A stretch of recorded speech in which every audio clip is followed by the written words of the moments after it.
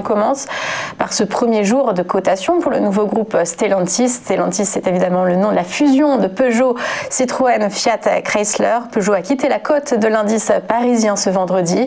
L'action Stellantis sera cotée à Paris, Milan et New York à partir d'aujourd'hui. Techniquement, les actionnaires de Peugeot recevront automatiquement 1,742 actions Stellantis pour une action PSA. Pour les actionnaires de Fiat Chrysler, la parité est plus simple puisque une action Fiat Chrysler vaut une action Stellantis.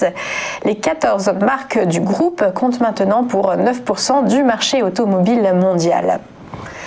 Le PIB de la Chine était publié ce matin et il a battu les attentes des analystes. PIB du quatrième trimestre et en rythme annualisé, l'économie a progressé de plus 6,5% du mois d'octobre jusqu'à fin décembre, ce qui nous donne aussi le chiffre pour l'année 2020 et en global, la croissance chinoise est ressortie à plus 2,3%, seul pays de l'OCDE à avoir une croissance positive, même si c'est le taux de croissance le plus faible pour la Chine depuis plus de 40 ans.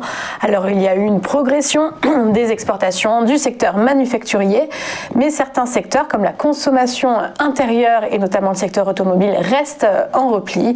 La croissance pour 2021 est espérée à plus 8%. Et le foot français sera bientôt fixé sur ses droits télévisés. La Ligue française de football va lancer un appel d'offres flash cette semaine pour commercialiser le lot de matchs rendus par Mediapro. Matchs de Ligue 1 et de Ligue 2. L'ombre au tableau, c'est la mésentente avec Canal+. Canal+, principal repreneur français, voudrait que tous les matchs soient remis aux enchères car lui continue de payer à prix fort le lot de matchs qu'il a déjà acquis. Dans la course, on retrouve aussi beIN Sport qui possède aussi déjà un lot dans l'offre initiale.